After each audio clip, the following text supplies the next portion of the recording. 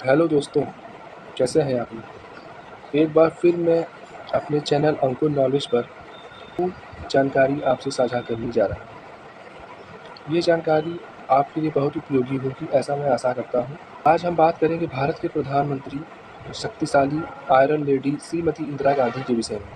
19 नवंबर 1917 को प्रयागराज में इलाहाबाद, उत्तर प्रदेश में पैदा हुई श्रीमती इंदिरा गांधी स्वतंत्रता के समय 1947 में सिर्फ 30 साल की थी। उनके पिता पंडित नेहरू की मृत्यु हुई तो वो 47 साल की थी। कुल 17 साल तक का अनुभव उनके पास मौजूद था।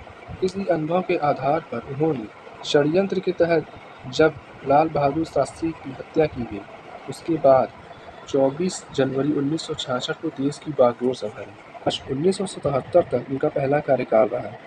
इसके बाद 14 जनवरी 1980 से लेकर 31 अक्टूबर 1984 तक उन्होंने शासन किया। कुल मिलाकर अपने जीवन में उन्होंने 15 साल 350 दिन यानी लगभग 16 साल शासन किया और 17 साल अपने पिता के साथ काम किया। उनके पिता उस दौरान प्रधानमंत्री के रूप में थे। देखा जाए तो कुल मिलाकर 33 साल तक उन्होंने देश की बागडोर अपने हाथ में रखी थी, प्रत्यक्ष और अप्रत्यक्ष रूप से। लेकिन प्रधानमंत्री का दायित्व उनके ऊपर ही था कुल 33 साल। गांधी ने प्रधानमंत्री के रूप में कई महत्वपूर्ण क्रांतिकारी फैसले लिए, जैसे कि उच्च आय वालों पर मध्यम कर वृद्धि कर दी गई। भारत के 14 बैंकों का राष्ट्रीयकरण 1959 में कर दिया गया, जिससे कि जनता का बैंकों के प्रति भरोसा बढ़े, क्योंकि निजी बैंक तेजी के संग डूबते जा रहे थे। उसी साल उन्होंने अनाज कूटनीति की। 1969 में उन्होंने हरित क्रांति की शुरुआत की, मुद्रा अवमूल्यन किया, जिससे भारतीय बाजार को ताकत मिली।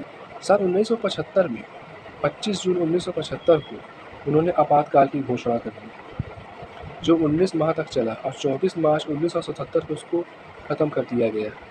1974 में उन्होंने परमाणु विस्फोट पोखरण किया, जिसका नाम स्पालिंग बुद्धा था। 1975 में सिक्किम का भारत में विलय किया गया। पहले सिक्किम भारत में नहीं था, लेकिन 1975 में इसका भारत में विलय किया गया। 1972 में उन्होंने पूर्वोत्तर भारत के असम राज्य का विघटन किया। इस विघटन के फलस्वरूप 1972 में उन्होंने मेघालय, मणिपुर, त्रिपुरा और मिजोरम राज्य बनाया। नॉर्थ ईस्ट फ्रंटियर एजेंसी नेफा का नाम बदलकर अरुणाचल प्रदेश किया गया।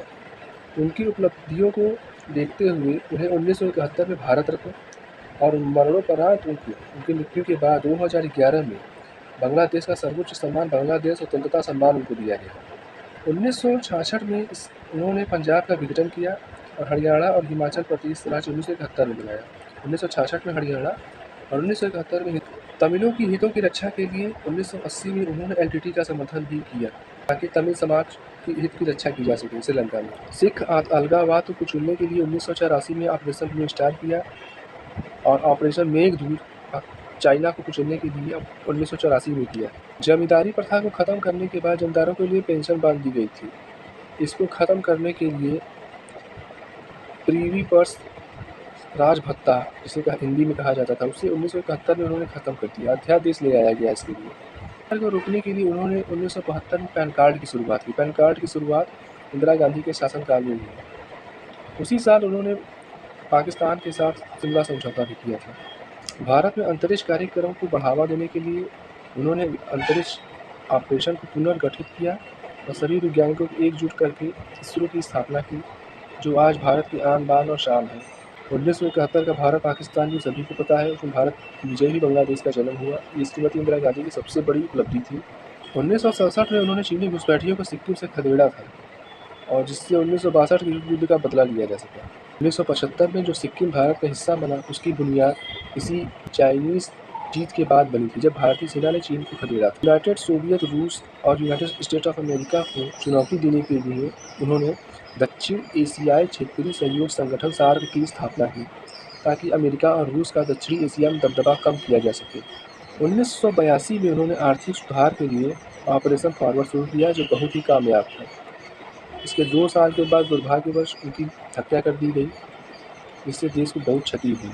श्रीमती इंदिरा गांधी की उपलब्धियों पर एक वीडियो, आशा करते हैं आपको अच्छा लगा होगा।